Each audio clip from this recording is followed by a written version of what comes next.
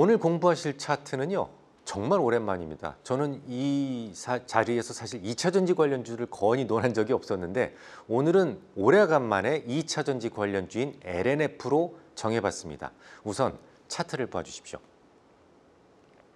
붉은색 화살표에서 어설픈 DMI 교차 신호가 발생을 했습니다. 제가 지금 어설픈이라는 말씀을 드린 이유가 있어요. ADX가 30보다 높지 않았었기 때문이었습니다. 지금으로부터 약 25년 전인 지난 2000년도에 처음으로 공개됐던 고객들을 위한 예술적 분석 교재에서는 사실 이 ADX가 25로 세팅되어 있었어요. 근데 세월이 흘러가면서 가짜 신호를 좀 걸러내기 위해서 조건을 좀 강화시켜서 30으로 변환했던 건데요. 아무튼 네모 박스 구간을 좀 다시 한번 살펴보시면 DI-가 29.40으로 나오고요. ADX가 27.60으로 나오고 있는데요. 그 다음에 DI-가 ADX를 하향했기 때문에 25년 전 교재를 기준으로 한다면 매수 신호는 발생한 게 됩니다. 이후로 주가는 좀 올랐으니까 결론적으로 성공적인 매수 타임을 보여준 것이죠. 하지만 말이죠, 제가 고객들을 위한 모델 포트폴리오에 이 종목을 편입한 날이 6월 16일이 아니었습니다. 5월 29일 날 절반을 매수했고 나머지는 52,500원에 지정가로 매수를 했죠. 그러니까 평균 매수가는 대략 54,300원 정도가 되겠는데요. 제가 원칙을 무시하고 이 종목을 좀 일찍 편입시켰던 이유부터 설명을 드리겠습니다. 일단 이 종목은 너무 오랫동안 하락했어요. 오랜 시간 하락을 하면서도 계속 오를 것이다라는 주장을 하는 사람들이 많았었는데요. 요즘에는 그런 주장이 싹 사라졌습니다. 사람의 관심이 사라질 정도로 이제 이 종목은 이른바 절지에 들어간 거예요. 게다가 모든 악재가 전부 노출된 상황이었어요.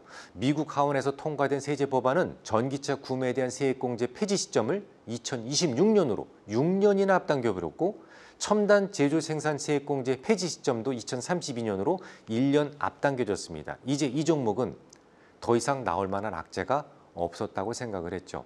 게다가 미국 매출 비중은 전세 매출의 3%에 불과하기 때문에 사실상 악재라고 볼 수도 없었고요.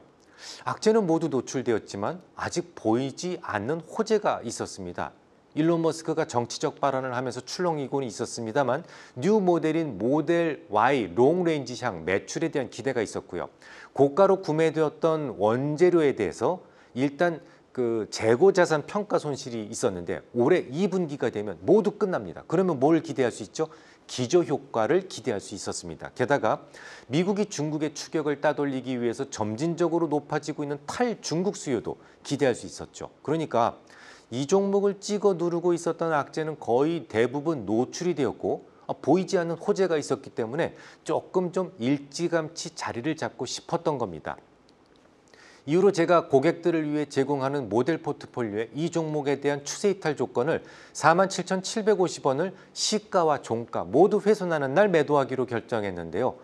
보시다시피 한 번도 그런 적이 없었고 지금까지도 고객들을 위해 제공하는 모델 포트폴리오에 남아 있습니다. 자, 그런데 지난 주말에는 좀 더 강한 양봉이 출현했는데요. 이유는 ESS용 LFP에 대한 수요가 폭발적으로 증가하고 있다는 뉴스가 있었기 때문이었습니다. 미국은 AI에 대한 초격차를 유지하기 위해서 데이터 센터 건설에 진심인데요. 여기에 소요되는 전략이 터무니없이 부족해요. 기존의 전력 체계로는 충당이 어렵습니다. 기존의 고전적 발전소 같은 것들은 화력발전소라든지 이런 것들은 건설하는 데 시간이 너무 많이 걸리기 때문이죠. 어쩔 수 없이 태양광처럼 빠른 설치가 가능한 재생에너지에 기댈 수밖에 없는 상황인데요. 태양광에는 ESS가 필수적으로 따라붙습니다. 이 세트 메뉴예요. ESS는 가격이 비교적 저렴하고 안정적인 리튬 인산철 방식이 주로 사용이 되는데요. LNF는 바로 리튬 인산철 배터리의 양극재를 공급합니다. 자, 그러면 이제 이 종목의 미래를 한번 진단해 보죠. 차트를 봐주시기 바랍니다. 붉은색으로 표시된 하락 추세선을 좀 먼저 봐주세요. 왼쪽 선은 가파른 데 비해서 오른쪽 선은 완만하게 눕고 있는 게 보이십니까? 이럴 때 보이지 않는 매수세가 들어왔다라고 판단을 합니다. 그런 경우 대개는 상승으로 전환이 되기 때문에 차분하게 기다리실 필요가 있죠. 자, 이번에는 파란색 선을 봐주시기 바랍니다. 상승 추세선은 가파르게 진행될수록 좋은데 완만하게 누워 있어요. 게다가 거래량도 생성되고 있습니다. 가격 저항을 심하게 겪고 있다라고 볼 수 있죠. 이런 경우 다시 조정을 받는 경우가 많아요. 하지만 말이죠. 이 종목은 이미 말씀을 드렸듯이 매우 오랜 시간에 걸쳐 하락을 했고 이 종목에 물린 개인 투자자들이 수도 없이 많습니다. 그러다 보니 조금만 오르다가도 개인 투자자들의 매물에 의해서 다시 하락할 수밖에 없고 그 과정에서 상승 추세 각도가 이렇게 세워지는 게 아니고 이렇게 누워질 수밖에 없는 겁니다.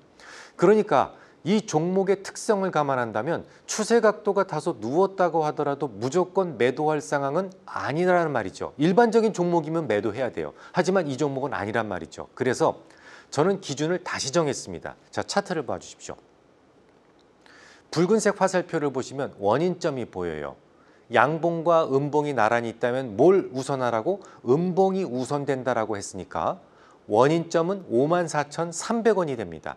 제가 고객들을 위해서 제공하는 모델 포트폴리오 평균 매입 가격과 정확하게 일치합니다. 그래서 저는 그 가격을 추세 이탈가로 수정해 뒀어요. 54,300원을 시가와 종가 모두 훼손한다면 매도할 겁니다.